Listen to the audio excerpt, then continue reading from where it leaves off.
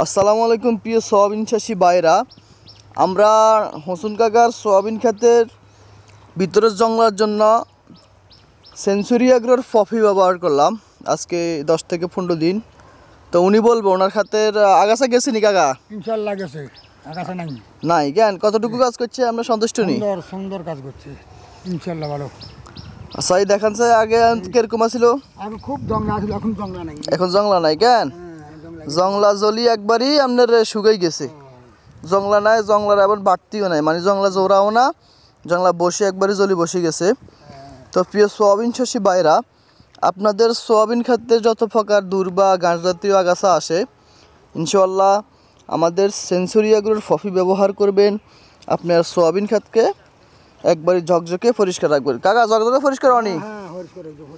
দেখছেন যে একবারই আমাকে কৃষকে বলতেছে কে ঝকঝকে পরিষ্কার।